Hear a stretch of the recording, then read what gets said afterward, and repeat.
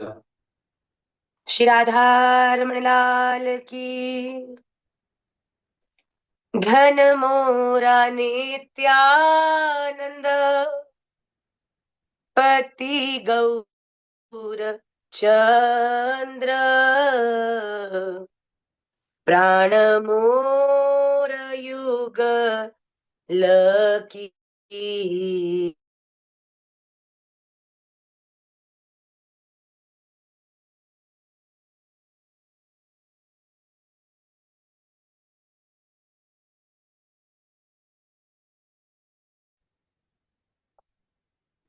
प्राची बेटा, आप मुझे देख सकते हैं?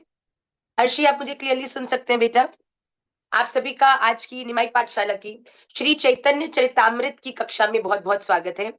आज इस अद्भुत अलौकिक ग्रंथ के अंतर्गत आज हमारी थर्ड क्लास है, जो कि I think one of the best class हम सबके लिए होने वाली है, because today we are going to know the reason why the lord himself chose to appear as Shriman Mahaprabhu in कलयुग।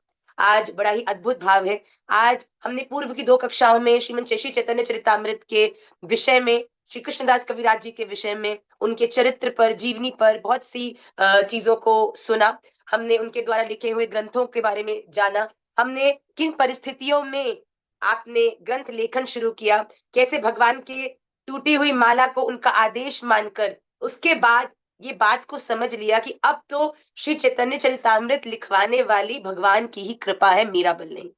और फिर जो आपने लिखा वो हम सबके जीवन का एक बहुत ही अनिवार्य ग्रंथ के रूप में वो प्रकट हुआ है।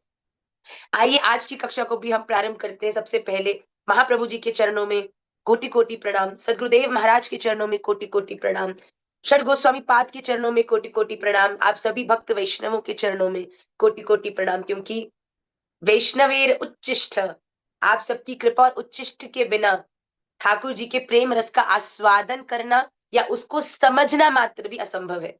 इसीलिए आप सभी खूब कृपा बनाइएगा। आइए श्री चैतन्य चरितामृत क्लास 3 में निमाई पाठशाला के अंतर्गत आपका बहुत बहुत स्वागत है।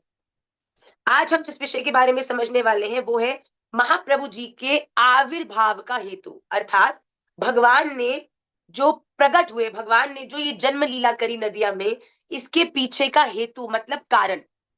देखिए, भगवान तो भगवान है, उनके अंतरंग बहुत से कारण हो सकते हैं, पर बहिरंग कारण भगवान ने गीता जी में स्पष्ट कहा है कि परित्राणाय साधूनाम विनाशाय च दुष्कृताम धर्म संस्थापनार्थाय संभवामि युगे युगे, कि मैं अलग अलग युगों में अलग अलग अवतारों को ग्रहण करता हूं डिपेंडिंग अपॉन द नीड। भैया, जब कभी कोई साधुओं का अहित करता है तो मैं उन्हें बचाने के लिए आ जाता हूँ। कभी कभी जो बुरे लोग हैं वो बहुत बढ़ने लग जाते हैं, असुर वृत्ति ज्यादा बढ़ने लग जाती है, तो मैं असुरों का संहार करने आ जाता हूँ।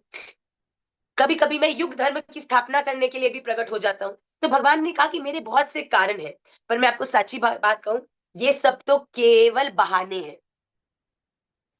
ये जैसे आपको, आपने कभी देखा है एक बड़ा सा पेड़ हो, आप उस पेड़ के नीचे गए हो, क्यों? क्योंकि आपको फल खाना है। पर आपके संग आपकी मित्र मंडली है, अरे वो कहेगी भैया तू रहने दे, टाइम मत वेस्ट कर, चल चल चल। तुम बोलो मुझे बहुत गर्मी लग रही है, 5 मिनट ठंडे ठंडे वृक्ष की छाया में बैठेंगे, 10 मिनट यहाँ लोटेंगे, लौटने के बाद हम लोग आगे यात्रा पूरी करेंगे। सब कहेंगे हाँ भैया गर्मी तो बहुत हो रही है, चल ठीक है, वृक्ष के नीचे आराम करते हैं 10 मिनट। भैया तुम्हारा बहिरंग कारण तो था कि अपने आप को धूप से बचाकर आराम करना, पर भैया अंतरंग कारण क्या था कि भैया ये जो वृक्ष है ना, ये आम का है, जिसमें बड़े बड़े बड़े आकर्षणीय बहुत ही रसीले आम लगे हैं, मुझे तो इस वृक्ष के नीचे जाके आम तोड़कर खाना है। तो भगवान भी विलग विलग लीलाएं करते हैं, पर उनकी लीलाओं में भी कुछ बहिरंग कारण होते हैं, जो वो इस दुनिया के सभी लोगों को कहते हैं ना कि पब्लिक अनाउंसमेंट करके आते हैं।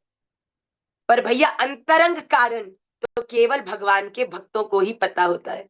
अंतरंग कारण भगवान का स्वयं भगवान केवल उनको बताते हैं जो भगवान के अपने हैं।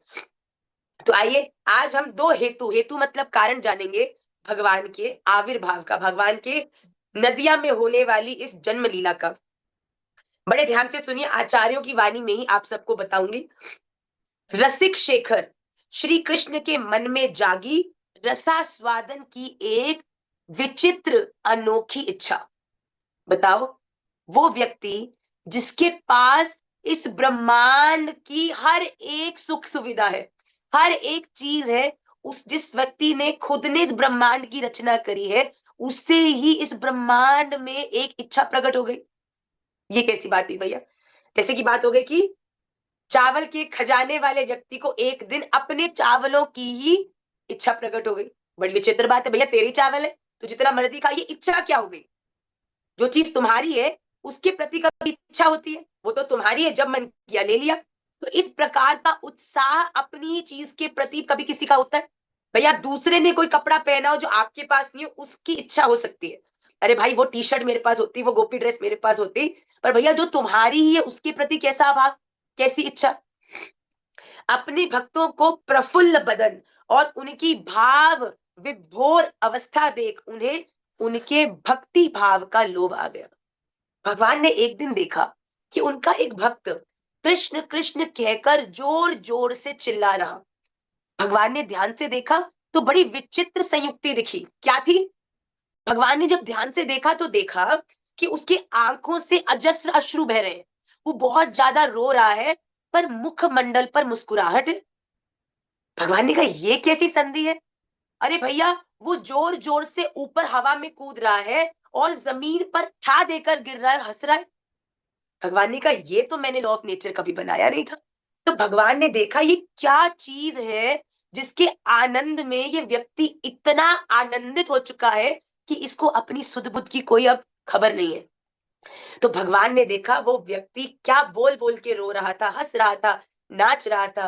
कृष्ण, हे कृष्ण, कृष्ण, कृष्ण, हे कृष्ण, कृष्ण कृष्ण कह के उस अपने आपा से बाहर था। भगवान ने जब ऐसी स्थिति भक्त की देखी तो भगवान ने कहा भैया मैंने बहुत सारे लोग बना दिए, प्रकृति बनवा दी, मैंने इस दुनिया में अलग अलग तरह की योनियां बनवा दी, फिर ये कैसा स्वाद है भैया? ये कैसा भाव है जो आज तक मैंने भी जिसका आस्वादन नहीं किया? अब जिस चीज का अभाव होता है उसके प्रति ही अट्रैक्शन आता है। तो भगवान के मन में भी आया कि मेरा भक्त इतना आनंदित है, इसका कारण क्या है? मुझे भी इस आनंद को एक बार अनुभव करना है। भगवान ने सोचा कि मेरे भक्तों का प्रेमानंद मेरे स्वरूपानंद से श्रेष्ठ है। कि भैया मेरा जो स्वरूप है, भगवान का जो स्वरूप है, भगवान कहते हैं मुझसे प्रेम करने वाले का भाव मेरे स्वरूप से भी ज्यादा मधुर है। मतलब कोई व्यक्ति राधा रमन को देखे, अब दो लोग जाए मंदिर, एक बंदा जाए जो भक्त है, जो ठाकुर जी से पूरी तरह प्रेम करता है आपकी तरह, और एक व्यक्ति जाए जो जानता नहीं है राधा रमन कौन है, ठाकुर जी कौन है। अब दो लोग मंदिर में घुसे और मंदिर में दोनों ने भगवान को देखा। अब पहले ने देखा, कहा oh my God so beautiful, how cute, he such a small deity, wow I love his eyes, oh wow I love the jewellery he is wearing, कितना सुंदर पोशाक पहना है इन्होंने। भगवान के रूप को देखकर उनके प्रति आकर्षित हो जाएगा। और दूसरी ओर एक व्यक्ति होगा जो राधा रमन को जानता है, जो राधा रमन को पहचानता है, वो जानता है ये कौन है, वो राधा रमन लाल से प्रेम करता है। उसने ठाकुर जी को देखा और देखते ही नयनम गलत अश्रुधार, अरे ठाकुर जी आज इन नेत्रों का होना सफल हुआ है। आपको पता है मैंने आपको कितना याद किया, आपके बिना एक एक दिन कैसे गुजरा है, कितनी प्रार्थनाएं, कितनी इच्छाएं, कितनी माता पिता से निवेदन करके आज वो दिन आया है शायद जिसके लिए न जाने मेरी आत्मा ने कितनी प्रतीक्षा करी। प्रेम के कारण सहज संवाद प्रारंभ हो जाएगा।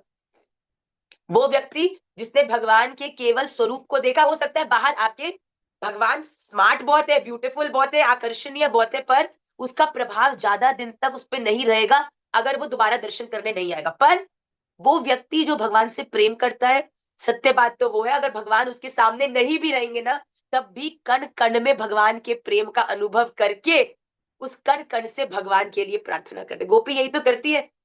ए कालिंदी नदी, क्या तूने मेरे गोविंद को जाते देखा? तुझमें जो लहरें आ रही है ना, ऐसी लहरें मेरे गोविंद के पीतांबर में थी, क्या उस पीतांबर ने तेरा स्पर्श किया? बताओ। गोपी यमुना जी से पूछ रही है, अरे तुलसी महारानी आप तो हरि हैं, आप श्यामा कैसे होगी? क्या मेरे श्याम वर्ण के ठाकुर ने आपको स्पर्श कर लिया, आपको स्पर्श करके अपना वर्ण अपना रंग आपको प्रदान कर दिया, जिससे आप भी हरि से श्यामा हो गई? तो ये है भक्त का स्वभाव। भक्त क्या कहते हैं, जब ठाकुर जी सामने होते हैं ना तो केवल आले में होते हैं, पर ठाकुर जी जो आंखों से दूर होते हैं ना तो इस ब्रह्मांड के कण कण में आके विराज जाते हैं, भोग में विराज जाते हैं, तुम्हारी तुम्हारी भाव भंगिमा में आके विराज जाते हैं, तुम्हारे तिलक में आ जाते हैं, तुम्हारी पोशाक में आ जाते हैं, चिंतन में आ जाते हैं। तो भगवान ने जब भक्त की ऐसी दशा देखी तो भगवान के हृदय में इच्छा हुई कि मुझे भी इस आनंद, जिसमें भक्त मेरा चिंतन करके बावरा हो चुका है, जिसमें मेरे प्रेम में अश्रु, कंपन, पुलक आदि सब एक संग एक व्यक्ति में घट रहे हैं, मुझे भी इसका आनंद लेना है। भगवान कहते, वे मेरी रूप माधुरी का पान कर और मेरे प्रेमानंद से मत रहकर सदा नाचते गाते रहते। भैया देख लो, दुनिया कुछ भी कहे पर ठाकुर जी के प्रेम में जो भक्त नाचते और गाते हैं ना, मैं साची कहती हूँ, भगवान कहते हैं उनके संग ये दुनिया नहीं नाचती, उसके संग मैं और मेरा परिकर नाचता है।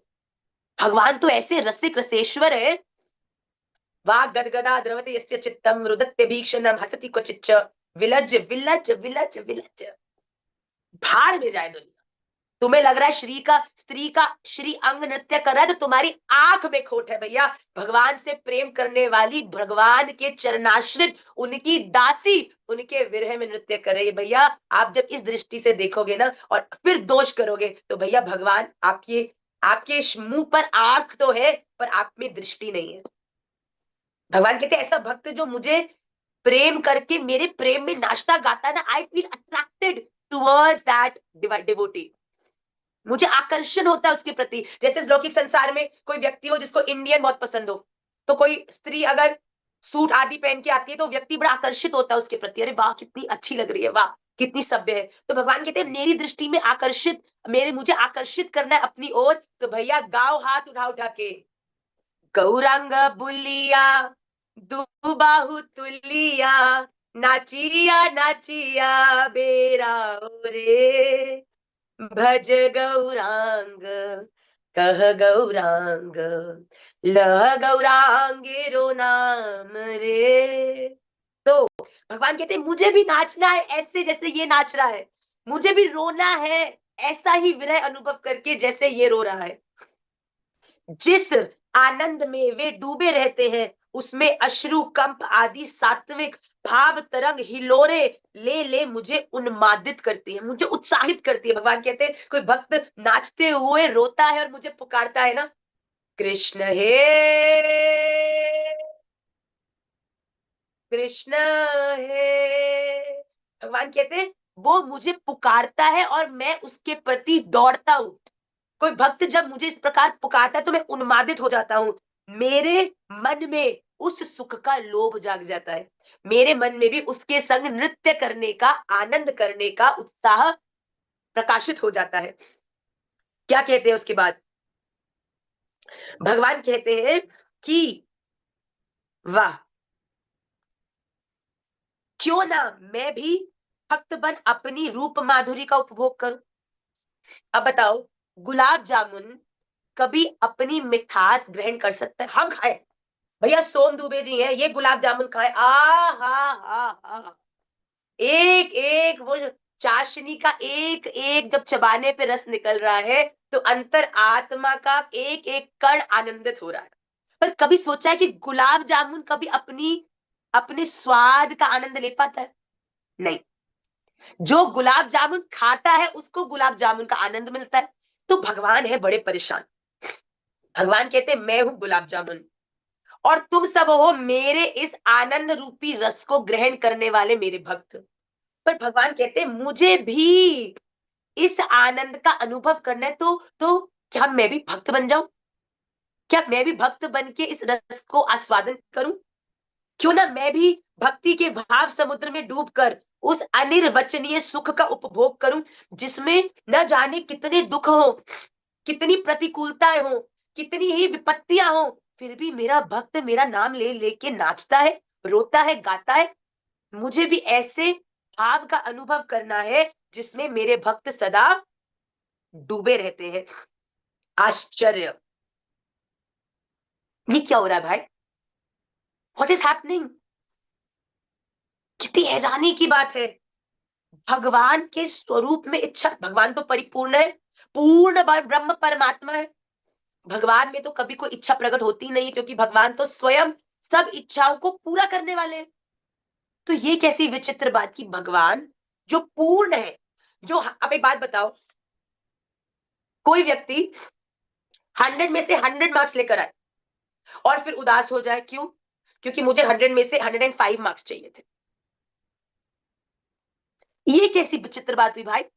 100 लिमिट है और उस लिमिट को आपने पूरी तरह अचीव कर लिया, उसके आगे इट्स नॉट पॉसिबल, उसके आगे कुछ है ही नहीं। भगवान is the only one who is 100। पर भगवान में भी एक ऐसी इच्छा, ऐसे कैसे हो गया? तो ये तो बड़ी विचित्र बात है कि जो आत्म काम है, जो पूर्ण काम है, जिनमें किसी प्रकार का भी अभाव नहीं है, उनमें इच्छा कैसे प्रकट हो गई? पर नहीं, यहाँ पे आचार्यों ने समाधान करते कहा, भैया इतनी टेंशन मत लो, इसमें आश्चर्य वाली कोई बात नहीं है। क्यों? ये जो इच्छा है ना, ये भगवान की अपूर्णता की नहीं है। इच्छा किसमें? 100 मार्क्स लेने की किसकी इच्छा होती है? जिसके 90 मार्क्स आते हैं, 80 आते हैं। जो पूरा नहीं है वही तो पूरा कर हो बनने की कोशिश करता है। पर यहाँ पर भगवान 100 नहीं है, इसीलिए उनमें ये इच्छा प्रकट हुई, ऐसी बात नहीं। भैया भगवान 100 ही है, भगवान पूर्ण ही है। पर ये भगवान के हृदय में जो इच्छा प्रकट हुई ना, ये दरअसल भगवान की अपूर्णता को नहीं बल्कि पूर्णता को ही घोषित करती है।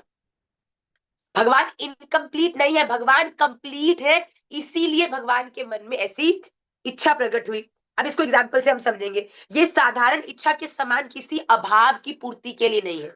भगवान के मन में जब जब इच्छा प्रकट होती है ना, इसका मतलब ये नहीं है कि भगवान कहीं पे इनकम्प्लीट है, जो भगवान आकर अपने आप को उस भाव में कंप्लीट करना चाहते हैं।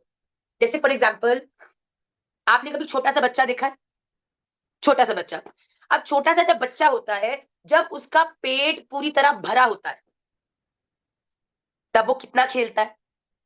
अब आइडली पेट भर गया तो बच्चे को तो शांत हो जाना चाहिए, पर बच्चे का जब पेट भरता है तो बच्चा और किलकारी मार के खेलता है, हाथ पैर फेंकता है। तो भगवान का भी पेट तो भरा है, पर भगवान भी अपने सुख के लिए क्रीड़ा करते हैं, बोर हो जाते हैं। भाई बताओ, बच्चे ने खा लिया, हमने ही बहुत किए बचपन में, ठोका ठोकी करे, सो जा भाई, तू सोएगा तो कहीं हमको सोने को मिलेगा। पर बच्चे का जब पेट भरता है तो बच्चा बड़ा खुश हो जाता है, और उसको बिस्तर पे डाल दो तो वो हाथ पैर फेंक फेंक के खेलता है, ऊपर कोई गोला लगा दो तो उसको पकड़ने की कोशिश करता है कि नहीं करता? उसी प्रकार भगवान भी परिपूर्ण ब्रह्म है, पूर्ण है, उनका उदर बिल्कुल भरा है, पर केवल क्रीड़ा करने के भाव से भगवान अलग अलग लीलाओं को करते हैं। यहाँ पर क्या, ये पूर्णता का स्वाभाविक संकेत है कि बच्चे का पेट भरा है तो बच्चा खेलेगा, अगर पेट नहीं भरा होगा तो रोएगा, तंग करेगा। तो भगवान पूर्ण है, इसीलिए खेल रहे हैं, इसीलिए विलग विलग लीलाओं को संपादित कर रहे हैं। आगे कहते हैं, बड़े ध्यान से सुनिएगा, भगवान स्वभाव से क्या है? भगवान स्वभाव से रसिक है। रसिक मतलब जिनको विलग विलग लीलाओं में आनंद लेने का बड़ा प्रसन्नता प्राप्त होती है। उनका जो स्वरूप है वो रस स्वरूप है, आनंद का स्वरूप है। अब भगवान का स्वरूप क्या है? बोलो। रस स्वरूप। इसको आगे आगे समझते जाना। भगवान है रस स्वरूप, और रस कहां से आता है? रस देखो, इसको ऐसे समझो कि दो लोग गए मंदिर, पहला वाला एग्जांपल, पहले वाले ने भी भगवान को देखा, दूसरे ने भी भगवान को देखा, पर पहले वाला भगवान से प्रेम करता था, इसीलिए तो भगवान को देखकर उसके मन में विरह जो था वो प्रबल हुआ, और उस रस ने भगवान को देखते ही आंसू निकाल दिए। तो भगवान क्या है? वो है रस स्वरूप, करुणा में भगवान है जो विलग विलग लीलाएं करते हैं। और ये रस क्या है? रस कैसे प्रबल होता है? रस है प्रेम स्वरूप। अगर ठाकुर जी से कोई प्रेम नहीं करता होगा तो वृंदावन जाने के लिए उत्साहित होगा? मंदिर तो हर जगह पे इतने सारे। अगर भगवान से कोई प्रेम नहीं करता होगा तो क्या राधा रमन जी के सामने जाकर आंखों से आंसू निकलेंगे? मुख पर मुस्कुराहट आएगी? वो टेढ़ी पाग का दर्शन इतना क्लोजली होगा? वो टेढ़ी टांग पर जाकर दिल अटकेगा? वो कमर की जो लचक है, उस नाभि की जो गहराई है, उस मुख का जो मुस्कुराहट है, कानों के जो मयूराकृत कुंडल है, वो जो पाग टेढ़ी। जाती देखते आज टेढ़ी पाग धरी और कहाँ गिर रही है पाग, श्री जी की तरफ है कि आज उल्टे मूड में चल रहे हैं। तो ये क्या है, भगवान है रसिक।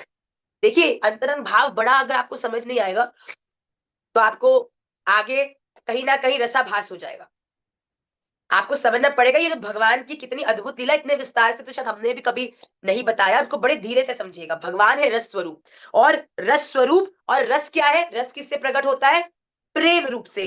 प्रेम से ही उसकी उत्पत्ति और पुष्टि है। जब प्यार होगा तभी तो इमोशन आएगा, जब इमोशन आएगा तभी तो अटैचमेंट होगा। तो जो प्रेम है वो ही भगवान से हमारे रस की उत्पत्ति भी है और पुष्टि भी है। प्रेम का स्वभाव क्या है, this is something that you should write. A lot of people are writing and a lot of people make notes and I'm very happy.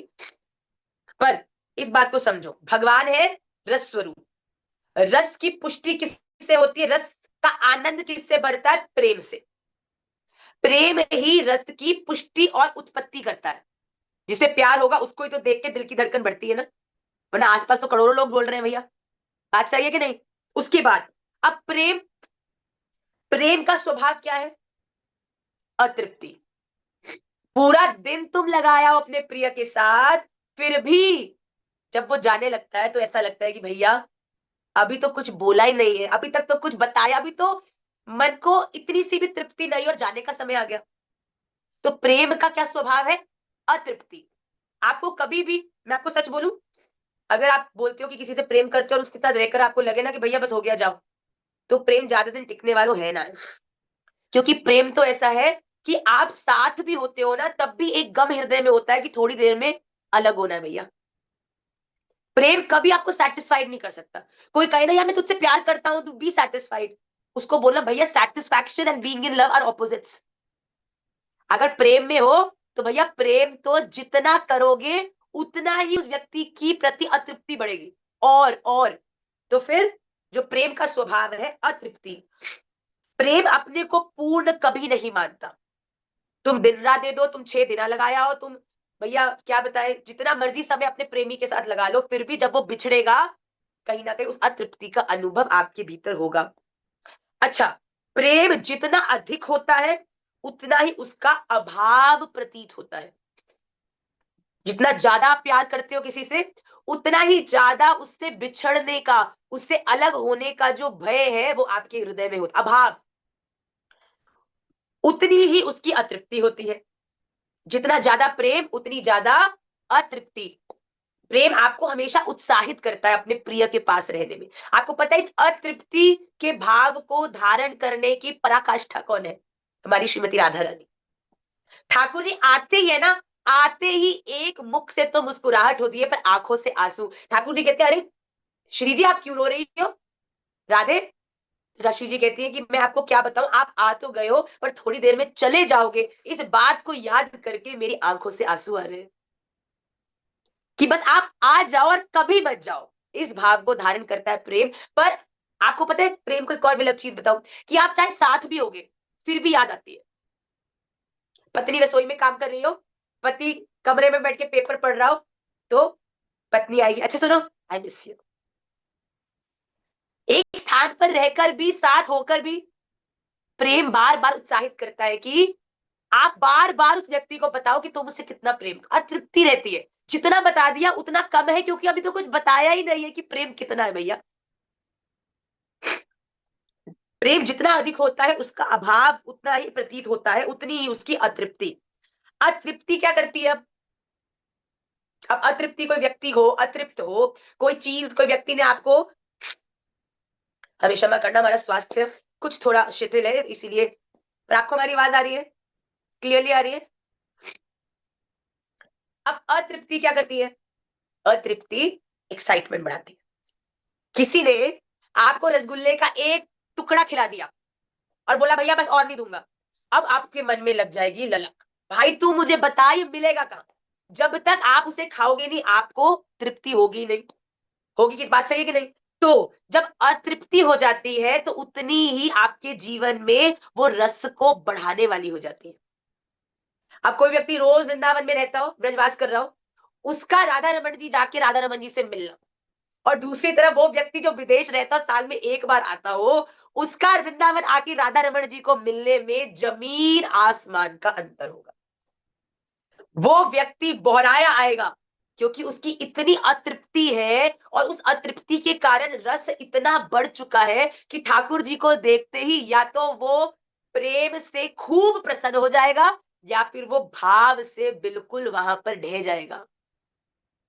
तो जो अतृप्ति है ना, ये रस को, जो ये तृप्ति रस को रस बनाए रखती है, आस्वाद्य बनाए रखती है, मतलब टू मच अवेलेबिलिटी भी रस को कम कर देती है। इस दुनिया में एक बहुत बड़ा दोष है बच्चों, और ये सबके लिए लागू होता है। आप किसी के लिए बहुत ज्यादा अवेलेबल हो जाते हो ना, तो आपकी वैल्यू हमेशा कम ही हो जाती है। ये इस संसार का ही दोष है कि जो चीजें बहुत पास होती है ना, उसमें बहुत ज्यादा गलतियां दिखती हैं। जो दूर से दिखता है वो बड़ा सुहावना दिखता है। हम अपनी जिंदगी में बहुत लोगों के बहुत करीब आते हैं ना, जो जितनी करीब आते जाते तुमने देखा है, उतने उनके दोष दिखने लगते हैं। कोई दो प्रेमी हो, पहले तो केवल रिलेशनशिप में बाहरी रूप से थे, तब ओ माय गॉड, तू मेरी सब कुछ, मैं तेरा सब कुछ, मैं तेरे लिए चंदा ले आऊंगा, तारे ले आऊंगा, ये ले आऊंगा, वो ले आऊंगा, घर वालों को लड़ मर के उससे शादी कर ली। अब शादी करने के बाद जब साथ आके रहने लगे, दूर थे तो बड़े अट्रैक्ट करते थे, अब भैया पास आके रहने लगे तो एक कमरे में रहना दूभर हो गया। तू चप्पल यहाँ क्यों उतारता है, तू तौलिया वहां क्यों लटकाता है, भैया तू अपने मेकअप किट को यहाँ क्यों फैलाती है, यहाँ तो मेरा ये रहता है, यहाँ तो मेरा वो रहता है। ओ हो भैया, ऐसे लड़ भिड़े कि भैया I you are a changed person, तू ऐसा कभी नहीं था, अब तू बदल गया है, तू भी बदल गई है, तू भी जा मैं भी जा, ठा ठा ठा। ये दुनिया का स्वरूप है। दूर के ढोल सुहावने, जितना पास आते जाओगे उतना ही आपको दोष दूसरे व्यक्ति में दिखने लगेंगे। तो पर जो ये रस है ना, भगवान है, होते हुए भी नहीं है और नहीं होते हुए भी हर जगह। ये भाव भगवान के प्रति, इस ये अतृप्ति, कब दर्शन होंगे, कब दर्शन होंगे, कब दर्शन होंगे, कब राधा रमन जी की झांकी मिलेगी, ये अतृप्ति आपका भगवान के प्रति रस को हमेशा, वृंदावन के प्रति रस को हमेशा बढ़ाए रखती है। अब एक बच्चा मेरे पास आया कुछ दिन पहले वृंदावन में, कहने लगा माँ एक बात आपसे पूछनी है। हमने बोला बताओ। उसने बोला माँ हम वृंदावन वास करने लग गए, पर आपको सच्ची बोलूं, जो एक हृदय में राधा रमन की झांकियां देखना है, वो जब मैं पहले जलंधर में था तब होती थी ना, अब ना वो बात रही नहीं है। माँ मैं बड़ी कान पकड़ के आपसे बात कह रहा हूँ। अब तो जब मन करता है स्कूटी उठाता हूँ जी, ये राधा रमन जी में पार्क करी, अंदर गया, दर्शन कर लिए। पर जब जलंधर में था ना, तो एक एक मिनट अपने कैलेंडर में एक एक डेट पे काटा मारता था, भैया वृंदावन जाने के लिए बस अब 15 दिन बचे हैं, अब 7 दिन बचे हैं। पर भैया जितना विरह था ना, उतना ही प्रेम का रस भी था। अब बड़ा सहज हो गया है ना, तो वो बात कुछ कम हो गई है, बात कुछ इतनी बनी। इसीलिए आचार्यों ने भी कहा है कि वृंदावन वास गुरु से आज्ञा लिए बिना कभी नहीं करना, क्योंकि जब तक गुरु कृपा नहीं करेंगे ना, आप वृंदावन में आओगे, शरीर तो इधर आ जाएगा पर मन से वृंदावन से बाहर चले जाओगे। और वैष्णव बहुत होते हैं जो वृंदावन से शरीर से बाहर रहते हैं, पर भैया मन से हर समय वृंदावन में ही रहते हैं। तो आचार्य जन कहते हैं वृंदावन आओ, 2-4 दिन रहो, दर्शन करो, यादों को इकट्ठा करो, अनुभवों को इकट्ठा करो, अपने रस के पात्र को विलग विलग दर्शन करके परिक्रमा करके भर लो, और फिर अपने घर जाओ। अब घर जाके अपने मंदिर में बैठ के भजन करके रोज उस रस का कुछ कुछ आस्वादन करके भक्ति को बढ़ाओ। अरे मैं वृंदावन गई थी ना, तुमने जब राधा रमन जी गई थी तो तुलसी थामड़े के पास एक वैष्णव खड़े थे। उनका उनका राधा रमन जी के प्रति देखना, हमको तो सच में, मुझे याद है, मुझे ऐसा लग रहा था कि भैया चाहे प्रांगण में 100 लोग खड़े थे, पर राधा रमन जी तो केवल उसको ही देख रहे थे। वो भी राधा रमन जी से कोई बात कर रहा था, बड़ा श्रेष्ठ वैष्णव, वाह वाह वाह, काश हमारे जीवन में भी ऐसी भक्ति। ये घर आके भजन करते वक्त बैठ के उन लीलाओं का चिंतन करो, फिर मंथन करो, फिर तो निकलेगा रस। संतरे को जूसर में डालोगे, उसको घुमाओगे, तभी तो रस निकलेगा। तो संतरा खरीद के लाओ, जाओ दर्शन करो, मशीन खरीद के लाओ, जाओ परिक्रमा दो, यमुना जी स्नान करो, ये सब करो, फिर अपने घर आओ और फिर उसका जूस निकाल के उसका आस्वादन करो। फिर आपके हृदय में उस जूस का, उस रस की आनंद का अनुभव भी होगा। पर भैया ऑरेंज तो केवल 4 ही लाई थी वृंदावन से, वो तो पूरे हो गए हैं। अब तो जब, अब किसी को उस रस की लत लग गई हो और ऑरेंज खत्म है जाए, तो भैया कब आएगा मौसम, कब आएगा मौसम, कब आएगा मौसम, उस प्रतीक्षा में कैसे रस बढ़ता है, आने वाला है। ये लगभग आम के लिए बहुत लोगों को होता है। आम का मौसम आने, भैया हमारे घर में तो बहुत होता है महाराज जी। हमारे बच्चे सब आम के ऐसे बावरे हैं। ये हमारी लाली बैठ के क्लास लेती है हमारे साथ, छोटी वाली भी। ये तो और उनके पिताजी दोनों आम के पीछे, केवल एक मात्र आम है जिसके पीछे इस घर में लोग युद्ध कर सकते हैं भैया, वरना तो कोई किसी में कोई खास प्रॉब्लम है ना है, पर आम को लेकर भैया बड़ा बड़ी प्रॉब्लम है। तो यहाँ पर भगवान क्या कहते हैं कि जो अतृप्ति है वो ही आस्वादन की स्पृहा को बढ़ाती है, रस को और ज्यादा बढ़ाती है, और अनंत स्पृहा ही पूर्ति के लिए उनका अनंत और स्वाभाविक प्रयास है। तो सबसे पहले भगवान का क्या स्वरूप है? भगवान क्या है? रस स्वरूप। और फिर जब रस है वो किससे बढ़ता है? प्रेम से। प्रेम का क्या स्वभाव है? अब अतृप्ति बढ़ती है तो भीतर क्या बढ़ता है? रस। और जब रस बढ़ता है तो जिसके प्रति रस है वो आपके लिए आस्वाद्य हो जाता है, आपके लिए वो ग्राह्य हो जाता है। और भगवान कहते हैं जो कृष्ण का प्रेम है ना, ये अनंत है। भगवान का प्रेम अनंत है, इसीलिए जो उनकी अतृप्ति है वो भी अनंत है। जितना प्यार होएगा उतना ही तो सेपरेशन फील होगा ना। किसी से कम प्यार होगा तो चला भी जाएगा, एक दो दिन मिस करोगे, भूल जाओगे। पर जो भगवान है उनका प्रेम कैसा है? उनका प्रेम अनंत है, इसी कारण उन्हें अतृप्ति भी अनंत होती है। और उस अनंत अतृप्ति की पूर्ति के लिए ही भगवान विलग विलग समयों पर विलग विलग लीलाओं को करके अपनी उस अतृप्ति को कुछ दिनों के लिए शांत करते हैं। जैसे जूस की अतृप्ति हुई तो भैया 1 किलो संतरा ले आए। अब जब संतरा खत्म हो गया तब आपके मन में ऐसी उत्कंठा हुई, अब कैसे करूं, क्या करूं कि संतरा फिर से मिल जाए। किसी ने बोला भैया या तो नहीं मिलेगा, नागपुर जाओ वहां मिल जाएगा। फिर व्यवस्था बनाई जाती है, अरे नागपुर जाएंगे वहां से लाएंगे संतरे को। और फिर ये नागपुर जाना, वहां पे व्यवस्था करके लाकर अपनी अतृप्ति को पूरा करना, यही भगवान का अंतरंग भाव है। इस दुनिया में विलग विलग अवतारों के माध्यम से विलग विलग लीलाओं को करना। आज आम खाने का मन है तो वहां जाकर व्यवस्था करके लाना है, संतरा खाना है वहां जाना है, विलग विलग कारण से विलग विलग इच्छाओं की पूर्ति के लिए विलग विलग स्वरूप और विलग विलग लीला। जैसे कि क्या समय हो गया भैया? 22। सही समय है हमारे पास। चलो अब ध्यान से, अभी आपको सब समझ आ रहा है अभी तक? भैया महाप्रभु जी तक तो पहुंचे ही नहीं, हम अभी शांति से बैठे रहो। अभी तो हम ठाकुर जी की बात कर रहे हैं। ठाकुर जी क्यों कभी राम हो जाते हैं, कभी कृष्ण हो जाते हैं, कभी महाप्रभु जी हो जाते हैं, क्या मामला चल रहा है भाई? भगवान तो परब्रह्म परमात्मा पूर्ण ब्रह्म है, ये क्यों भैया बार बार आके कभी ये बन जाते हो, कभी वो बन जाते हो, कभी मछली बन जाते हो, कभी कच्छप बन जाते हो, कभी कुछ बन जाते हो, कभी नरसिंह बन जाते हो? आपको क्या बनने की जरूरत है? आपकी तो भ्रिकुटी के इशारे पर दुनिया चलती है, क्यों आपको खंबा फाड़ के बाहर निकलना है? क्यों अपनी आंख के इशारे से ही हिरण्यकश्यप को भस्म नहीं कर दिया आपने? ये क्यों करते हो आप? कोई अपूर्णता है? नहीं भैया, खेलने का मन है, पेट तो मेरा भरा है, पर खेलने का मेरा स्वभाव है। रसिक रासेश्वर मैं कृष्ण हूं, भगवान कहते हैं। तो भगवान की रस का स्वभाव है। रस किससे बढ़ता है? प्रेम से। प्रेम का स्वभाव है अतृप्ति, और जब अतृप्ति होती है तो रस बढ़ जाता है। भगवान क्या है? भगवान का प्रेम अनंत है, इसलिए उनके भीतर जो अतृप्ति है वो भी अनंत है, और अनंत अतृप्ति के कारण रस की इच्छा भी अनंत है। खेलने का मन भी उनका अनंत है। खूब मन करता है ठाकुर जी का अपने प्यारों के साथ खेलने का। भाई खेलते तो उन्हीं के संग जो दोस्त होते, और फिर तुम कहते हो मेरे साथ ऐसे कर दिया, वैसे कर दिया, ये क्यों कर दिया, वो क्यों कर दिया। भाई खेल रहे हैं, अब खेलोगे तो एक टीम में आप हो, एक टीम में वो। बॉल मारी, छक्का मार दिया तो रोते का आयो भैया? अब गेम तो ये है, कोई जीतेगा कोई हारेगा। तो क्या कहते हैं आगे? हे राधा रमन, रस की स्पृहा अर्थात रस की इच्छा ही भगवान को अपने नित्य धाम और नित्य परिकरों को प्रकट करके नित्य लीला करने के लिए बाध्य करती है। ये रस जो है ना, इसको आस्वादन करने की इच्छा, जूस पीने की इच्छा ही हमको नागपुर पहुंचा देती है। कुलिया खाने की इच्छा ही भैया तुम सबन को वृंदावन पहुंचा देती है। आई समझ?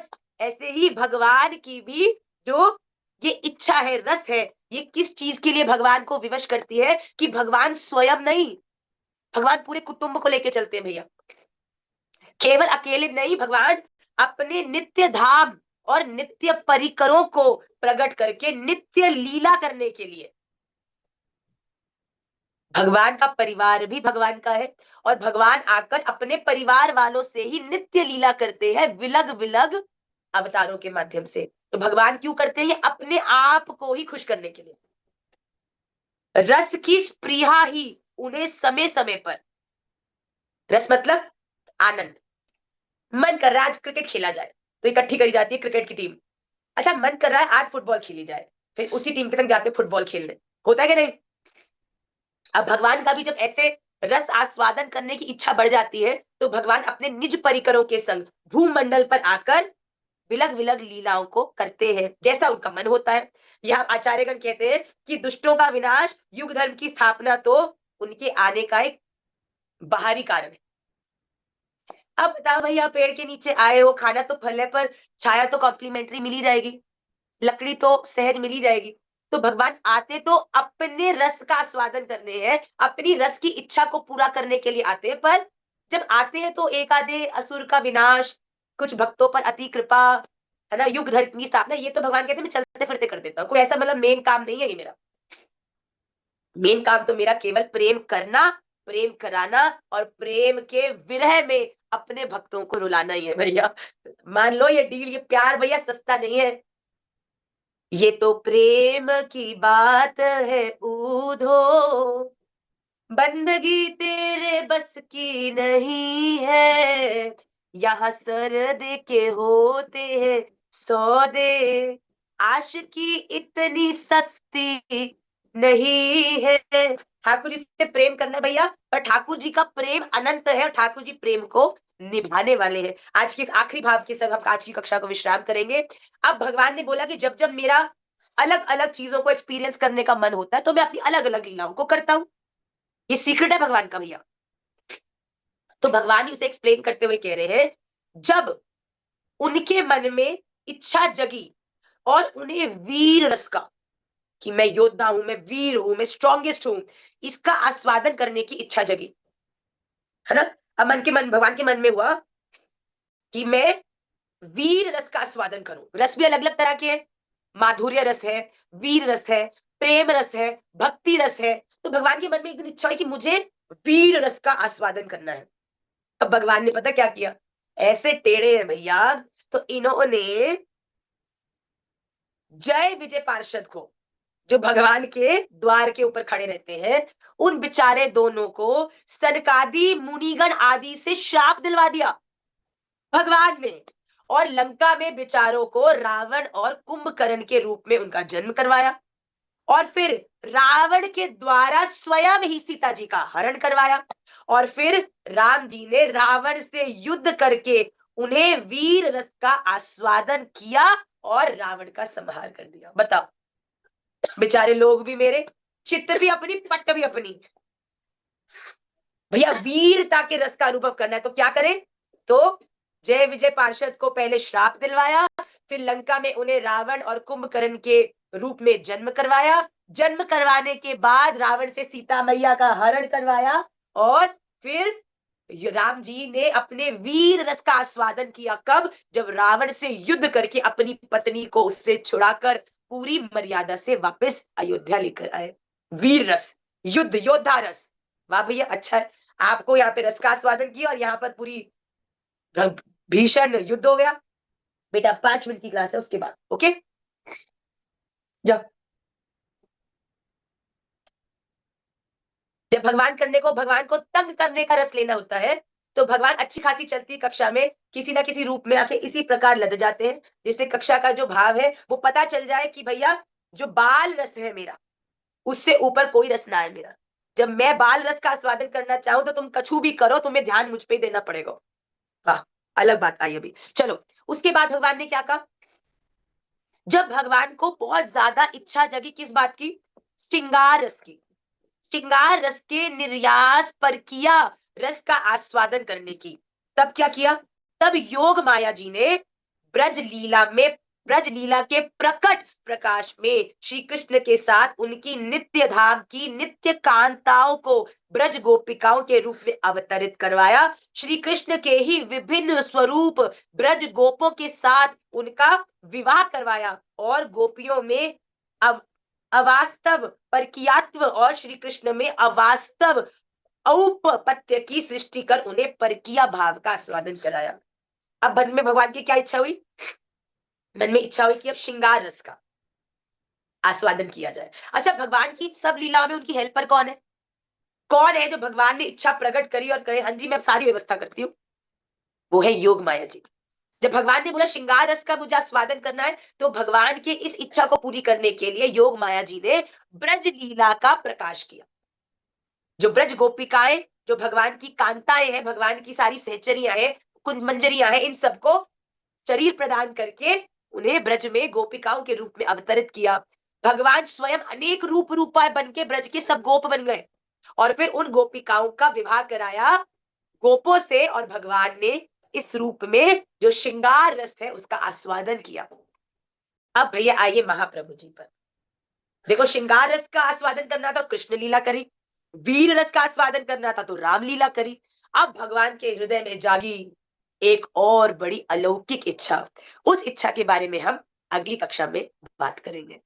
वो, हाँ मुझे मालूम है भैया, ये तो एक अलग स्तर पर कक्षा पहुंच जाती है। हम भी, आप सब, हम यहाँ पे हम केवल प्रदाता नहीं, हम आस्वादन भी करते हैं। आप सबको सुनाते सुनाते हमको भी बड़ा आनंद आता है कि वाह ठाकुर जी, आप तो बड़े रसीले हो, कभी ये रस लाओ कभी वो रस लाओ। और फिर ठाकुर जी को जब जब रस की इच्छा होती है तो योग माया जी व्यवस्था करती है, और सारी सहचरियां ठाकुर जी की कुंज में जो नित्य ठाकुर जी की सेवा में है वो सब जाकर पहले व्यवस्थित हो जाती है। फिर ठाकुर जी आते हैं और फिर विलग विलग लीलाओं को उनके संग करते हैं। हमने रस का सुना, श्रृंगार का सुना, वीर का सुना, और बाल्य का तो आप देख ही रहे हो। ये देखो कहीं से लटक के दिख रहा होगा मुंडी आपको। तो इन सब लीलाओं का आस्वादन स्वयं भगवान करते हैं केवल क्रीड़ा के लिए, अपने खुद के आनंद को और प्रकाशित करने के, आनंदित होने के लिए। तो अगली कक्षा में हम चैतन्य चरितामृत की श्रीमद महाप्रभु जी के भाव में भगवान ने क्यों प्रवेश किया, क्या थी वो इच्छा, क्या करना चाहते थे भगवान इस इच्छा के माध्यम से, वो हम करेंगे नेक्स्ट वेंसडे या थर्सडे। निमाई पाठशाला की चैतन्य चरितामृत कक्षा फिर से होगी, आप सबसे उसमें भेंट करेंगे। और 24 होली उत्सव कब से शुरू है? 24 तारीख से वृंदावन में होली उत्सव प्रारंभ होने वाला है। इसी के अंतर्गत 24, 25, 26 फरवरी हम लोग एक योग फेस्टिवल कर रहे हैं। आप में से जो लोग भी उसमें इंटरेस्टेड हो तो आप अवश्य आइएगा। योग विद निमाई के पेज पर आप डीएम करेंगे तो वहां से जो बच्चे उसमें जुड़े हैं, जो मैनेज कर रहे हैं, वो आपकी मदद करेंगे, और जो लोग आना चाहते हैं वो भी हमें सूचित करेंगे, जिससे उनके रहने की व्यवस्था भी हम लोग कर सके। आप सबसे अगले बुधवार या थर्सडे हम मिलेंगे। सेकेंडली जलंधर आ रहे हैं हम इस संडे सवेरे 10 से 1 बजे तक। तो जो लोग पंजाब में है वो भी जरूर पधारे। और कल होगी कक्षा गोपी गीत की।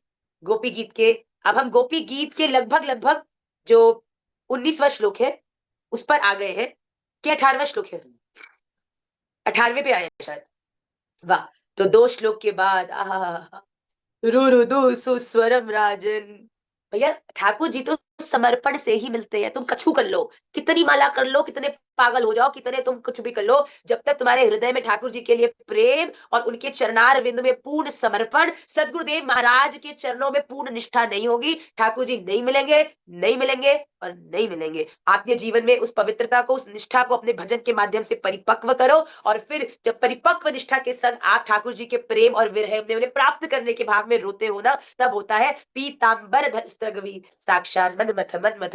ऐसा लग रहा है गोपी गीत शुरू हो गया, पर वो हम कल करेंगे। आप सब जरूर पधारिएगा। तब तक के लिए अपना ध्यान रखिए। मौसम बड़ा विचित्र है। Take care of your health and I will see you tomorrow. Radha Raman Lal की जय। दिल्ली के बच्चे सेफ रहना। बच्चे चोरी, ये क्या हुआ? दिल्ली में बहुत सारे बच्चे चुर रहे हैं, ऐसा हमको पता चला है। अरे भैया कौन महापुरुष है ये? दिल्ली में लोग बहुत चुर रहे हैं, लड़कियां उठ रही हैं, बच्चे उठ रहे हैं। हमने तो अपने अपने बहुत जोरदारी से पकड़ के बैठ गए। आप लोग भी बड़े ध्यान से, लेट नाइट बाहर कोई मत जाए और समय से सब घर आ जाए। अभी कुछ ऐसा हमको सुनने में आ रहा है, प्रतिदिन 600-700 लोग गायब हो रहे हैं। तो please be very careful and take care of yourself. You all are very precious, so please be mindful. Radha Raman Lal की जय।